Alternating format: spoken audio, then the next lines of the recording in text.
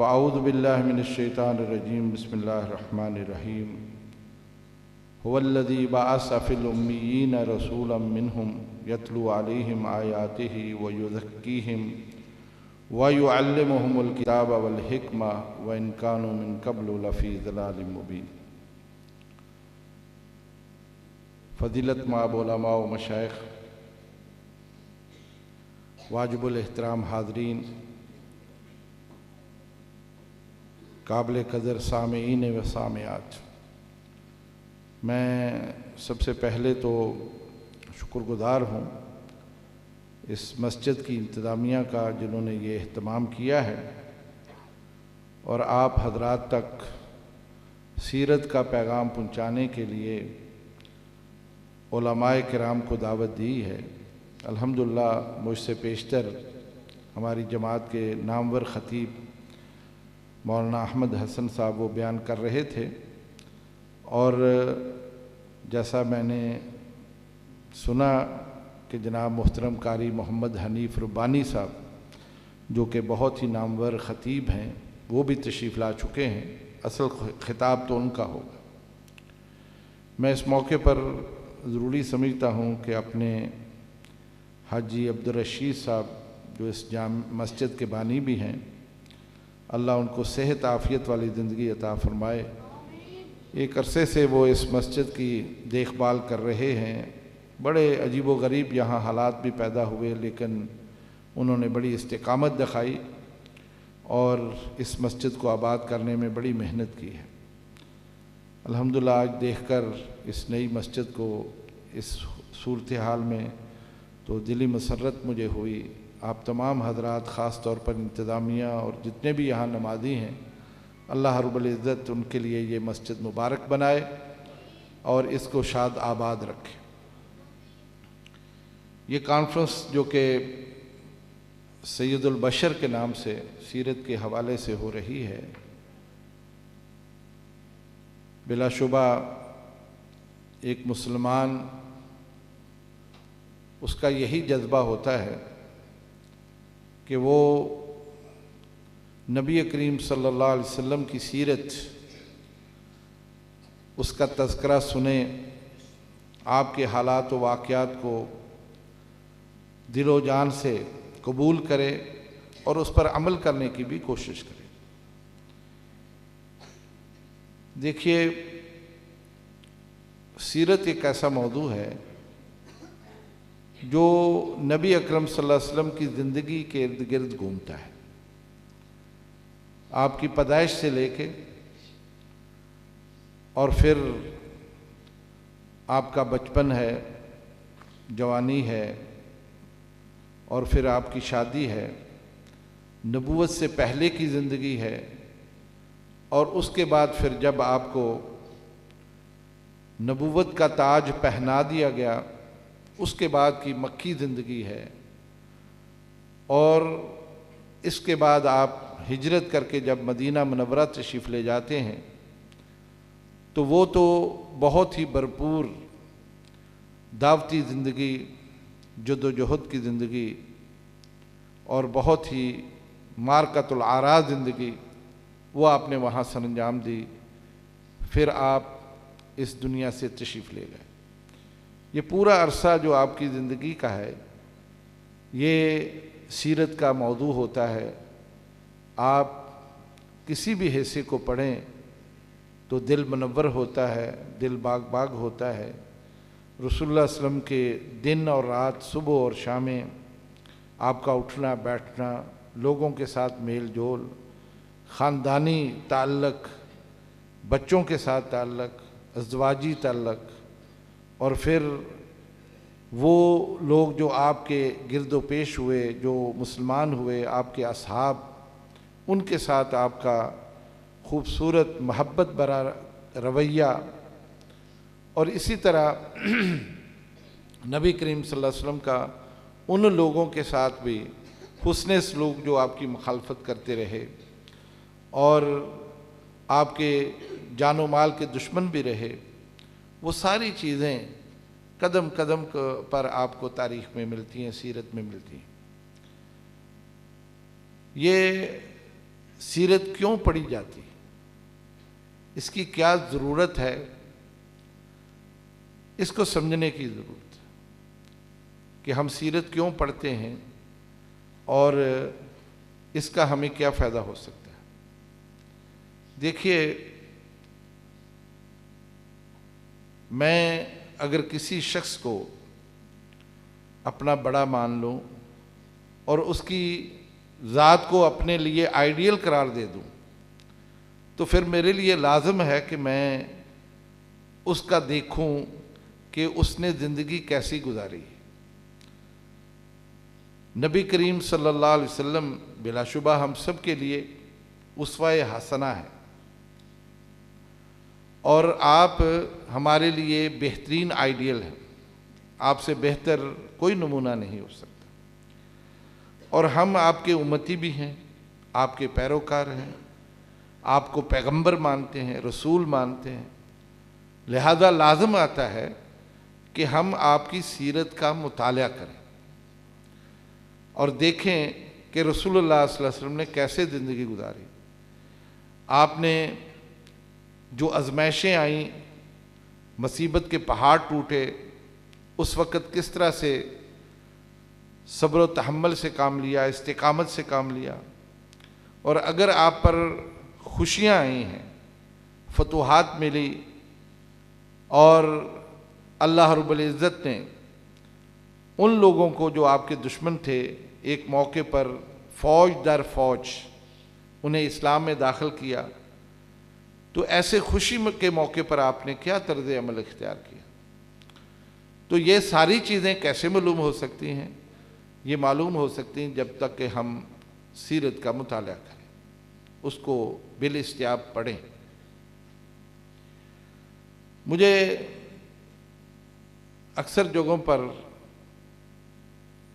جانے کا اتفاق ہوتا ہے، لوگوں سے میں درخواست بھی کرتا ہوں، اپنی معروضات ان کے سامنے رکھتا ہوں، تو ہمیشہ اس بات کا ضرور میں انہیں یہ یاد دلاتا ہوں کہ آپ بھلے سے کتنے بھی مصروف کیوں نہ ہوں، کاروباری کیوں نہ ہوں، محنت مزدوری کرنے والے کیوں نہ ہوں، لیکن میرے بھائی یہ سارا کچھ آپ اپنے لیے کرتے ہیں، اپنے بچوں کے لیے کرتے ہیں، لیکن ان اوقات میں سے کچھ وقت آپ کو ضرور نکال کر سیرت کا مطالعہ کرنا چاہیے۔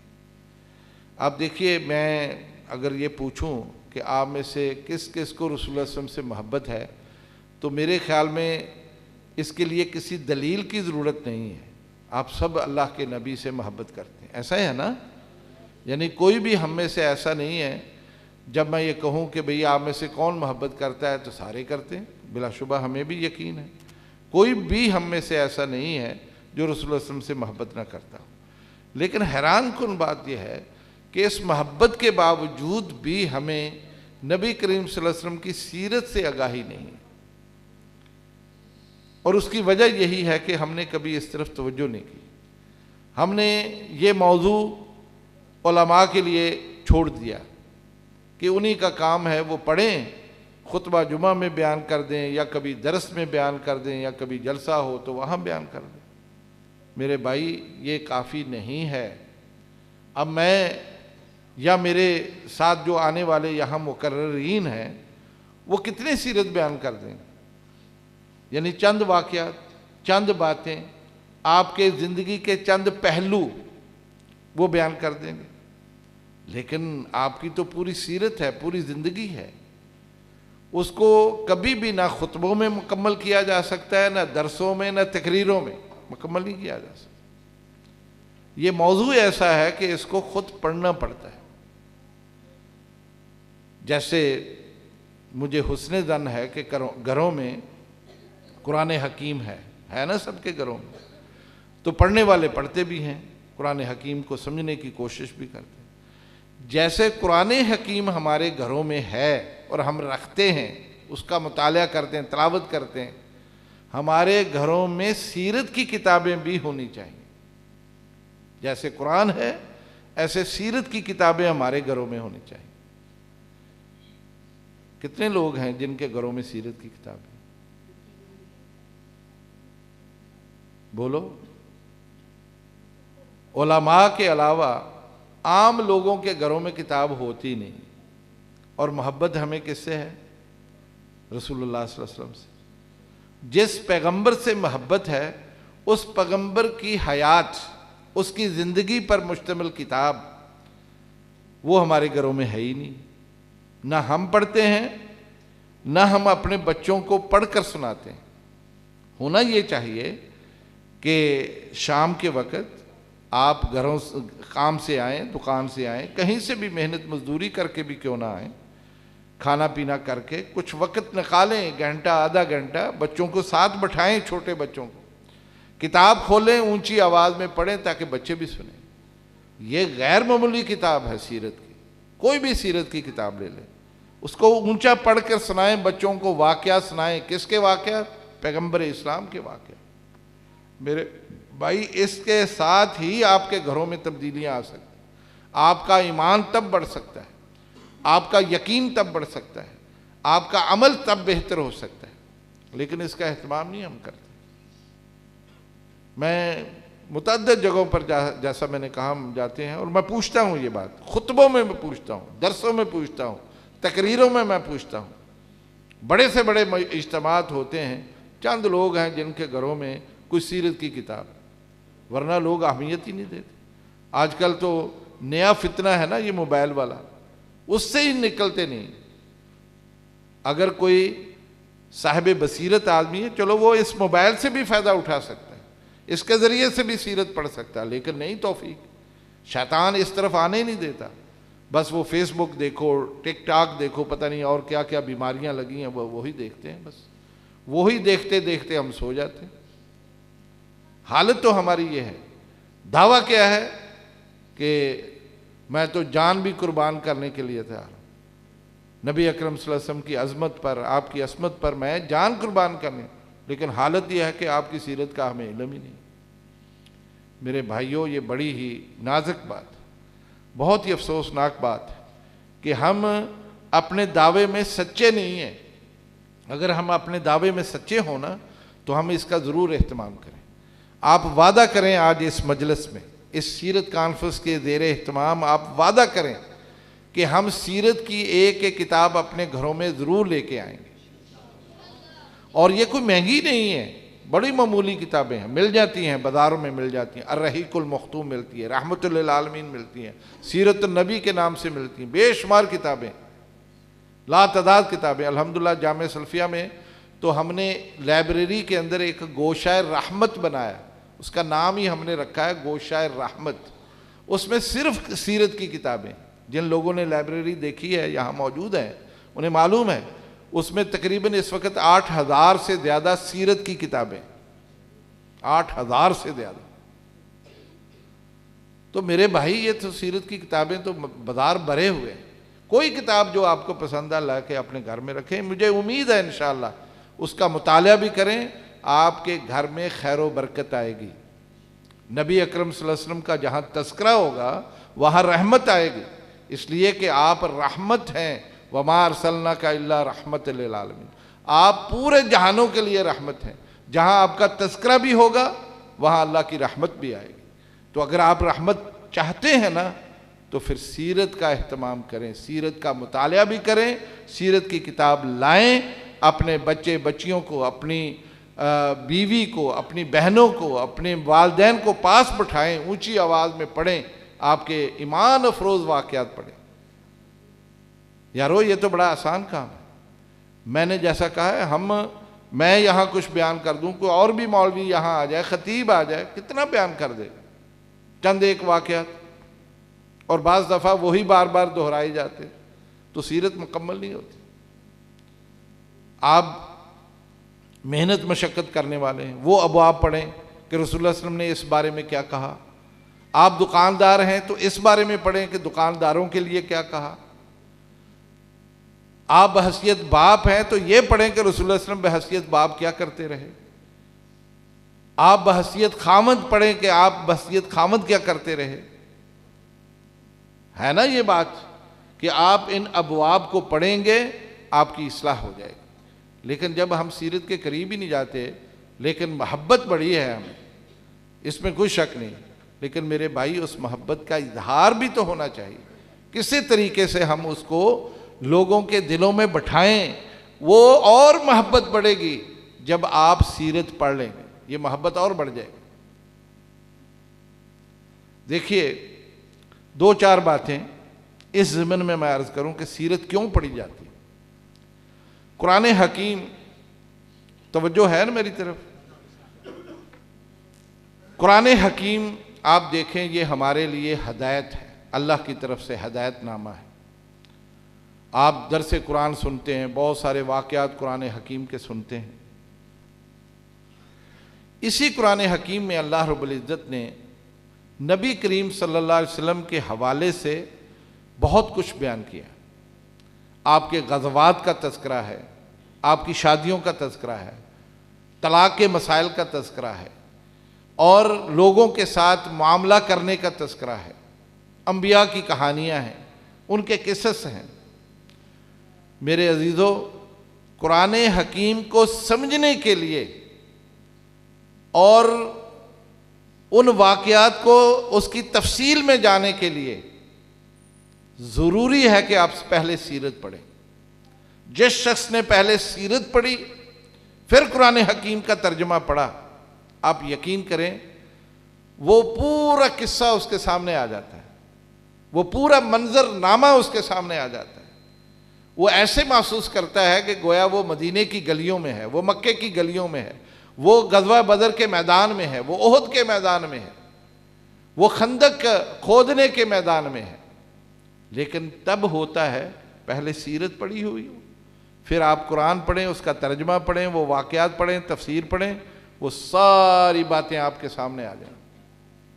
لیکن جس شخص نے سیرت نہیں پڑھی وہ صرف قرآن حکیم کا ترجمہ پڑھتا ہے, فائدہ ہوگا اس کا, لیکن وہ تفصیل اس کے سامنے نہیں آئے گی.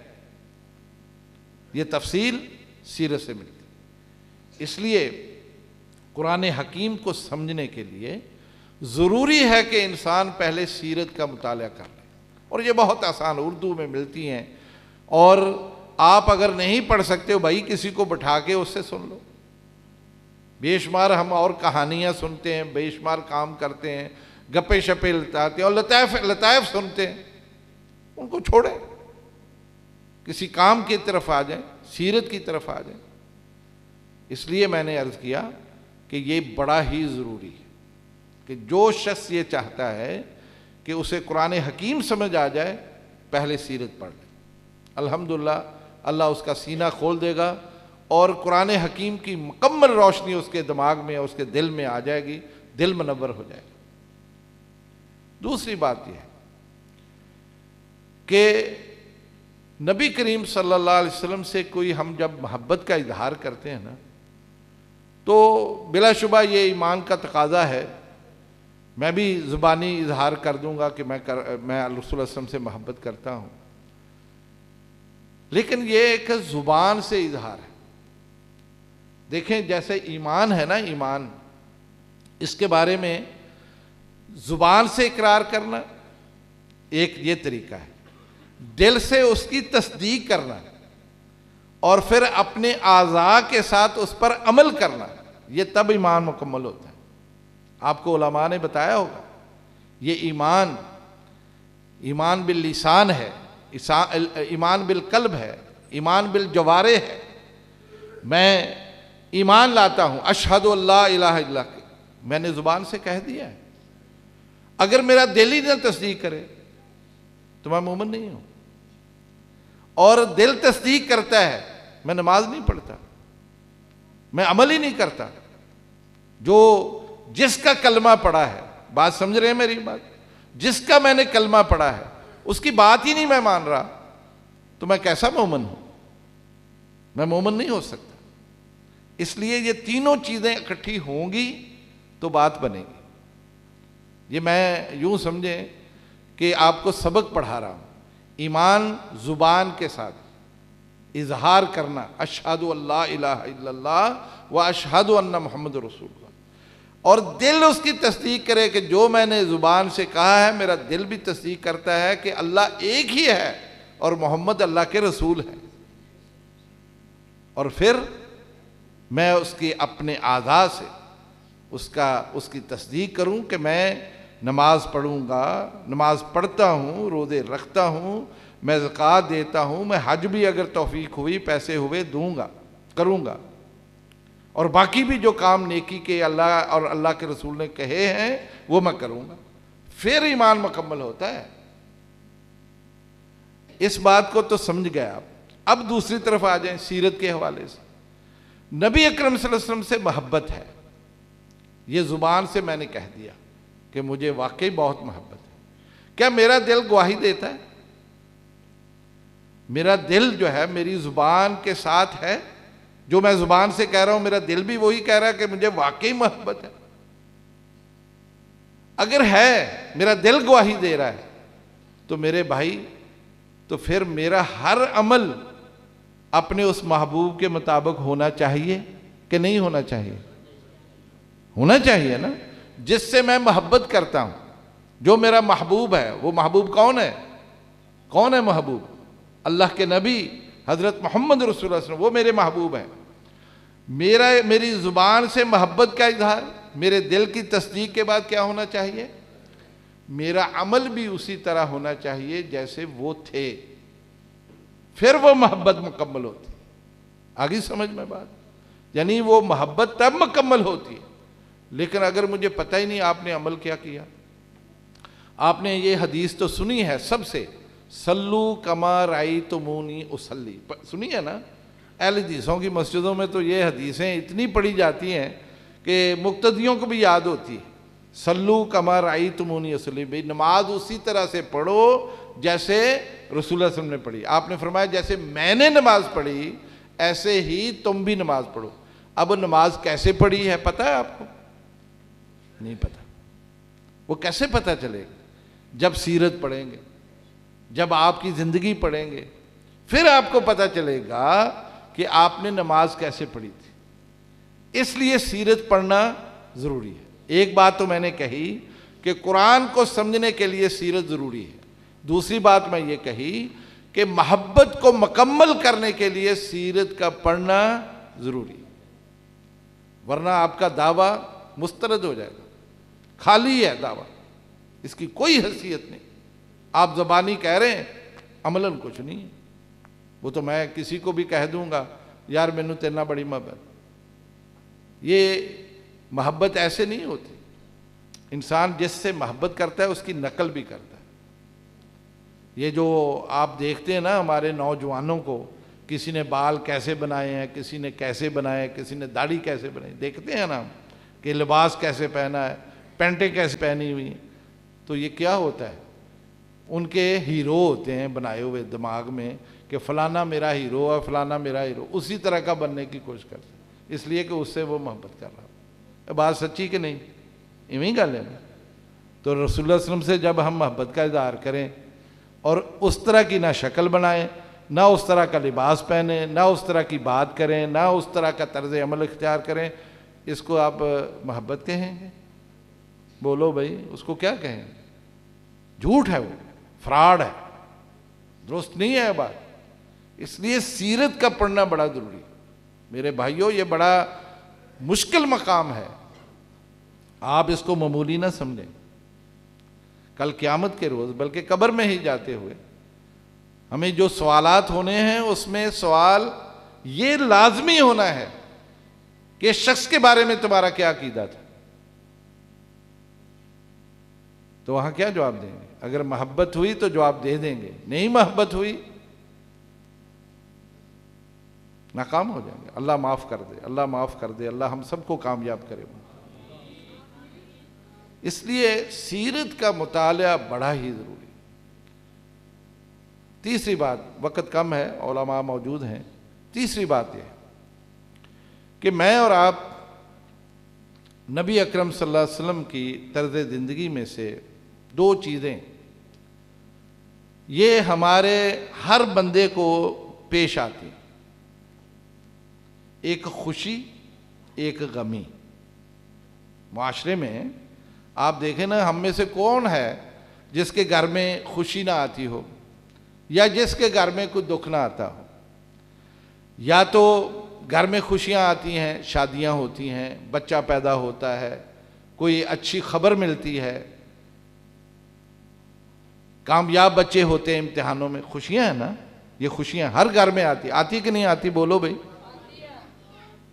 اللہ نہ کرے غم بھی آتے ہیں، بزرگ فوت ہو گئے، بچہ فوت ہو گیا، کوئی حادثہ ہو گیا، کوئی زخمی ہو گیا، یہ غم کی خبریں بھی آتی کہ نہیں آتی؟ اب ہم میں سے کوئی بھی بچا ہوا نہیں، ہر شخص اس کے پاس خوشی بھی آتی ہے، اس کے پاس غم بھی آتا ہے۔ اب دیکھنا یہ ہے کہ خوشی کے موقع پر مجھے کیا کرنا چاہیے اور غم کے موقع پر مجھے کیا کرنا چاہیے۔ صحیح بات ہے کہ نہیں؟ تو یہ کیسے پتہ چلے گا کہ نبی اکرم صلی اللہ علیہ وسلم کو بھی خوشیاں ملی اور آپ کو غم بھی ملے، دکھ بھی آئے؟ خوشیوں کے ایسے مواقع آئے ہیں، کیونکہ آپ کو سب سے زیادہ خوشی ہوتی تھی جب کوئی آ کے آپ کے پاس مسلمان ہوتا تھا، بڑے خوش ہوتے تھے۔ حضرت عثمان مسلمان ہوئے تو آپ نے بڑی خوشی کا اظہار کیا، حضرت عمر بن خطاب مسلمان ہوئے تو آپ نے بڑی خوشی کا اظہار کیا، بلکہ دار ارقم میں جہاں انہوں نے آ کے کلمہ پڑھا تھا تو وہاں اور بھی مسلمان تھے بیٹھے جو تھوڑے بہت تھے، انہوں نے تکبیر بلند کی تھی خوشی میں، خوشی کا موقع تھا۔ آپ سب سے زیادہ، بلکہ امیر حمزہ سننے کے موڈ میں ہیں؟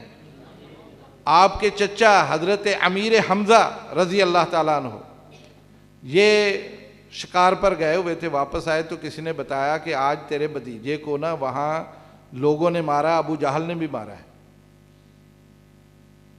تو رسول اللہ صلی اللہ علیہ وسلم کے پاس مسجد الحرام میں آئے، آپ وہاں بیٹھے ہوئے تھے، آ کے کہا بھتیجے کیا ہوا؟ میں نہیں ہی چھوڑوں گا، میں انتقام لوں گا، میں ایسے کروں گا، میں بدلہ لوں گا۔ آپ نے کہا چاچا مجھے نہ بدلہ لینا ہے نہ انتقام لینا ہے، مجھے سب سے زیادہ خوشی یہ ہوگی کہ آپ مسلمان ہو جائیں، بس۔ گویا کہ آپ کو سب سے زیادہ خوشی اس وقت نصیب ہوتی تھی کہ کوئی بھی غیر مسلم آ کے آپ کے سامنے بیعت کرتا اور مسلمان ہو جاتا، یہ خوشی کا موقع ہوتا۔ کیا اس موقع پر، خوشی کے موقع پر آپ کیا کرتے تھے؟ اللہ کا شکر ادا کرتے، اللہ کا شکر کرتے، اللہ کی حمد بیان کرتے۔ ہماری طرح نہیں ہے کہ ڈھول پیٹو، سارے محلے کو آگے لگا لو اور وہ باجوں والے لے آؤ جن کے پاس وہ توتو بڑے بڑے توتو وہ لا کے بجاؤ۔ نہیں بھائی، یہ خوشی نہیں ہے، یہ اللہ کی نافرمانی، ناشکری کے زمرے میں یہ باتیں آتی۔ آپ کبھی ایسا نہیں کرتے تھے۔ دیکھیے سب سے بڑی خوشی ایک آپ کو اس وقت نصیب ہوئی جب فتح مکہ ہوا، 10,000 کے لشکر کے ساتھ آپ مکہ میں داخل ہوئے اور اہل مکہ سلنڈر کر گئے، انہیں گردنیں جھکا لیں، مکہ حوالے کر دیا۔ تو آپ نے اس موقع پر بہت ہی عاجزی انکساری، حتیٰ کہ صحابہ بیان کرتے ہیں کہ آپ اتنے عاجزی کے ساتھ داخل ہوئے کہ آپ کی گردن جو ہے وہ اس اونٹ کے جو اوپر لگا ہوا تھا نا اس کے ساتھ لگی ہوئی تھی، اتنے جھکے ہوئے تھے آپ۔ اللہ اکبر، اس قدر عاجزی، خوشی کا موقع ہے، مکہ کی چابیاں آپ کو مل گئی ہیں، فتح ہو گیا، اتنی خوشی، لیکن گردن جھکی ہوئی، یہ خوشی کا موقع۔ اور اس کے بعد غمی کے مرحلے بھی آئے، آپ کے بڑے بڑے ساتھی غزوہ احد میں شہید ہو گئے، جن میں امیر حمزہ بھی تھے، امیر حمزہ بھی تھے، اور حضرت مصعب بن عمیر جو کہ پہلے قاری القرآن مدینہ میں بھیجے گئے تھے وہ بھی شہید ہو گئے، اور بہت سارے۔ آپ نے اس موقع پر کیا کیا؟ واویلا کیا، ماتم کیا، آپ نے چہرہ پیٹا؟ ہرگز نہیں، اس پر بھی صبر و تحمل کا مظاہرہ کیا۔ حتیٰ کہ بات مختصر کروں کہ آپ کے اپنے بیٹا حضرت ابراہیم پیدا ہوا اور وہ فوت ہو گیا، آپ آنسو بہاتے ہیں لیکن کوئی واویلا نہیں. ہماری کیفیت کیا ہے؟ سیرت پڑھنے کا یہی مقصد ہے، یہ ضرورت ہے ہماری، ہمیں پتہ چلے کہ خوشی کیا ہوتی ہے اور غمی کیا ہوتی ہے. لیکن چونکہ جو کچھ ہم ذمہ داری ہم نے دے دی ہے مولویوں کو کہ وہ جو بتا دیں بس ٹھیک ہے، وہ مولوی کی کچھ دسن، ہر روز کوئی نہ کوئی نیا مسئلہ مولوی تو وہ بیان کرتا ہے، خطیب وہی بیان کر دیتا ہے، اور وہ اصل پوری استیاب کے ساتھ یعنی مکمل سیرت بیان کرنا اس کے بس کی بات نہیں. یہ آپ کا کام ہے، آپ پڑھیں، آپ کی بھی تو ذمہ داری ہے، آپ مسلمان ہیں الحمدللہ. ویسے اس طرح کی کانفرنسیں جو سیرت کے موضوع پر ہے، اس کا فائدہ تو ہوتا ہے کہ میرے جیسا آدمی آ جاتا ہے درمیان میں، وہ نہ تو اس کی آواز ہے، نہ میں رہا لگا سکتا ہوں، نہ میں نعتیں پڑھ سکتا ہوں، نہ میں کوئی گیت سنا سکتا ہوں، اور اتفاق کی بات ہے مجھے لطیفے بھی نہیں آتے، سیدھی سیدھی باتیں ہیں، سیرت کی کوئی بات کر گیا. اس کا فائدہ تو ہوتا ہے، مہنگا لینا. لیکن میں یہ آپ سے ضرور کہنا چاہتا ہوں کہ اس کا اہتمام کریں. سیرت پڑھنے کا ایک اور بھی بہت فائدہ ہے، اور وہ یہ ہے کہ ہمیں پتہ چلتا ہے کہ رسول اللہ صلی اللہ علیہ وسلم نے اپنے ساتھیوں کے ساتھ، جو رسول اللہ صلی اللہ علیہ وسلم کے اصحاب تھے، دست و بازو تھے آپ کے، ان کے ساتھ کس طرح کا معاملہ کیا. دیکھیں، اس بات کو سمجھنے کے لیے ایک چھوٹی سی بات آپ یہاں کی معاشرے کی سمجھ لیں. یہ مسجد ہے نا، مثلا کوئی فرد واحد اس کو چلا نہیں سکتا، بھلے سے وہ اس کا بانی کیوں نہ ہو، اس نے جگہ خرید کے وقف کیوں نہ کی ہو، مسجد بنا بھی دی کیوں نہ ہو. اس کو آباد کرنے کے لیے جو محلے کے اچھے لوگ ہیں ان کا ساتھ چاہیے، ان کی رفاقت چاہیے، ایسا ہی ہے نا، ان کی ہمدردیاں چاہیے، ان کی محبت چاہیے تاکہ مسجد آباد ہو جائے. اگر ایسا نہیں ہے تو کس طرح سے یہ مسجد بنے گی؟ ماشاءاللہ، اہلا و سہلا. فضیلت الشیخ ہمارے بہت ہی قابل قدر محبوب خطیب جناب حضرت مولانا محمد حنیف ربانی حافظہ اللہ، ماشاءاللہ تبارک، اہلا و سہلا جی. میں سب کی طرف سے آپ کو خوش آمدید کہتا ہوں جی. اللہ آپ کو جزائے خیر دے، آپ کا آنا مبارک فرمائے. لو جی، ماشاءاللہ جب پانی مل جائے نا تیمم ختم ہیں. اب الحمدللہ آ گئے ہیں. میری آخری بات سن لیں اور بات ختم. میں کہہ یہ رہا تھا کہ کوئی بھی کام فرد واحد نہیں کر سکتا جب تک کہ وہاں کے رفقا، ان کی محبت، ان کی الفت، ان کی ہمدردیاں ساتھ نہ ہوں. نبی کریم صلی اللہ علیہ وسلم نے بھی دعوت دین کا کام، یہ نبوت کا بوجھ آپ کے کندھوں پہ آیا تو آپ نے سب سے پہلے اپنے رفقا تیار کیے، ساتھی تیار کیے، ان کے ساتھ آپ نے معاملات کیے، اور ان کی ہمدردیوں کے ساتھ، ان کے تعاون کے ساتھ، کوئی مالی تعاون کر رہا ہے، کوئی اخلاقی تعاون کر رہا ہے، تب جا کے آپ نے اسلام کی اس دعوت کو لوگوں تک پہنچایا. سیرت کا مطالعہ کرنے سے یہ بات پتہ چلتی ہے کہ آپ نے کیا کیا رویے اختیار کیے، کس طرح سے لوگوں کو مطمئن کیا.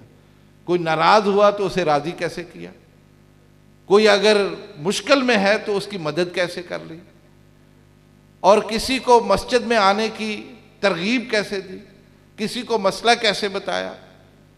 غرض کہ اپنے اصحاب کے ساتھ آپ کا جتنا بھی تعلق تھا، ان کے ساتھ معاملات تھے، ان کے ساتھ خوبصورت رویہ، محبت والا رویہ، وہ کیسے تھا، وہ سیرت پڑھنے سے پتہ چلتا. اس لیے سیرت پڑھنی چاہیے. اور آخری بات یہ ہے میرے دوستو، عربوں کے ہاں یہ بات مشہور ہے، عربوں کے ہاں، کہ اگر کسی کو مصیبت پڑ جائے، کسی کے ہاں تعزیت ہو جائے، کسی کے ہاں وفات ہو جائے، یا کسی کا مالی نقصان ہو جائے، تو اس موقع پر، یہ عرب کہتے ہیں، اس موقع پر اسے نبی اکرم صلی اللہ علیہ وسلم کے وہ واقعات ذہن میں لانے چاہیے جو مصیبت کے پہاڑ آپ پر ٹوٹے تھے، یعنی آپ کی جو مشکلات تھیں، آپ پر جو مصیبت آئی تھی، جو آزمائشیں آئی تھیں، ان کو یاد کرے۔ جب ان کو یاد کرے گا نا تو اسے اپنی مشکلیں مصیبتیں چھوٹی نظر آئیں، اسے حوصلہ مل جائے گا کہ میرے پیغمبر جو کہ اللہ کے بھی محبوب تھے، اللہ کے سامنے جو درخواست کریں وہ قبول ہوتی، لیکن آپ نے برداشت کیا، آپ نے صبر کیا، آپ نے اس مصیبت کا سامنا کیا، تو میں تو اس کا امتی ہوں۔ اگر پیغمبر نے یہ سب کچھ برداشت کیا، میں کیوں نہیں کر سکتا؟ تو انسان کو حوصلہ مل جاتا ہے۔ عرب کہتے ہیں کہ مشکل وقت میں رسول اللہ علیہ وسلم کی مشکلات کو یاد کر لو، خود بخود تمہاری مشکلیں آسان ہو جائیں۔ کتنا آسان نسخہ ہے، لیکن یہ تبھی ہوگا نا اگر آپ نے سیرت پڑھی ہوگی۔ اگر آپ نے سیرت ہی نہیں پڑھی تو آپ کو پتہ ہی نہیں کہ مشکلات کیا تھی۔ میرے عزیزو دوستو، جو کچھ میں نے گزارش کی ہے، ایک تو وعدہ آپ کر چکے مسجد میں کہ آپ ہر گھر میں سیرت کی کتاب لائیں گے اور پھر لائیں گے نہیں بلکہ انشاءاللہ پڑھیں گے، اپنے بچوں کو سکھائیں گے، ان کے سامنے اس کو پڑھیں گے۔ آپ دیکھیں کہ سیرت کا مطالعہ کرنے سے، اس کو پڑھنے سے آپ کے گھر میں کیسے رحمت آتی ہے، کیسے تبدیلی آتی ہے۔ انشاءاللہ جو بچہ بھی سنے گا وہ اسی طرح بننے کی کوشش بھی کرے گا۔ اللہ تعالیٰ عمل کی توفیق دے، اور یہاں کی انتظامیہ جنہوں نے یہ سارا اہتمام کیا ہے اور نامور علماء کو بلا کے آپ کو ان کی گفتگو سننے کا موقع دیا ہے، ہم ان کے شکر گزار ہیں اور دعا گو ہیں۔ اللہ تعالیٰ ان کی اس مساعی کو قبول فرمائے۔ اقول قولی ھذا استغفر اللہ لی ولکم۔